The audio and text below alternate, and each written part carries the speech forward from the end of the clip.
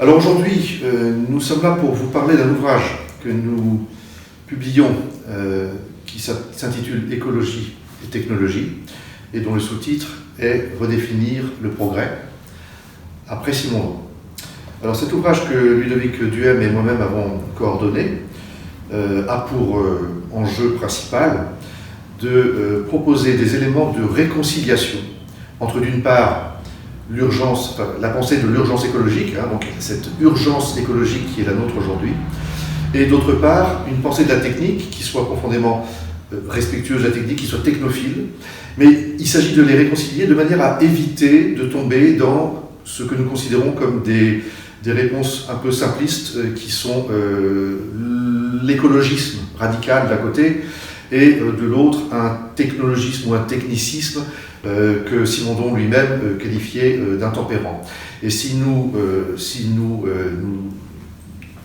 plaçons Simondon là au centre de ce travail collectif, c'est parce qu'il est sans doute le grand penseur de la technique le plus à même de proposer des éléments pour une telle réconciliation de l'écologie et de la technologie. Alors, on a constitué ce livre à partir d'un collectif d'autrices et d'auteurs qui viennent pour la plupart de France, mais également de l'étranger, ce qui témoigne de la diffusion désormais mondiale de la pensée de Gilbert Simondon, qui est un philosophe français qui a une place considérable au XXe siècle, mais qui a été surtout redécouvert à la fin du XXe siècle et au début du XXIe siècle. Et ce philosophe est lu désormais par des générations très variées et qui ont des préoccupations aussi très variées, mais dans l'idée d'une réinterprétation et notamment à l'aune de la question écologie. Et nous avons proposé une structuration en 3 parties. Une première partie qui on consacrait à une exégèse de la pensée de Simondon pour en comprendre l'ensemble des notions fondamentales, des théories et surtout de leur intérêt pour arriver à replacer la question de la technique dans l'enjeu écologique. Nous avons une deuxième partie qui est consacrée, elle,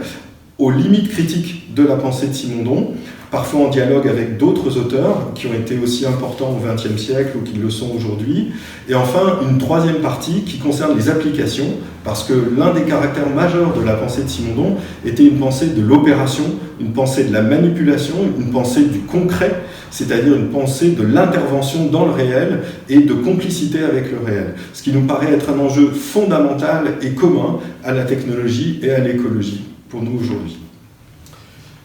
En définitive, nous souhaitons par cet ouvrage proposer un axe de recherche, donc c'est un axe de recherche collectif en l'occurrence, qui réunit donc 11 auteurs, et cet axe de recherche, on pourrait dire qu'il consiste à proposer des éléments pour l'idée de nouvelles lumières, c'est-à-dire des lumières à l'âge qu'il faut considérer comme l'âge écologique de la pensée, mais des nouvelles lumières, c'est-à-dire aussi en même temps donc une pensée qui soit fondamentalement soucieuse de maintenir une compréhension profonde de ce qu'est la technique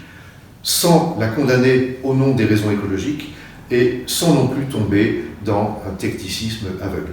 En clair, le dernier mot de l'ouvrage, s'il devait y en avoir un, c'est une proposition à penser ensemble une écotechnologie.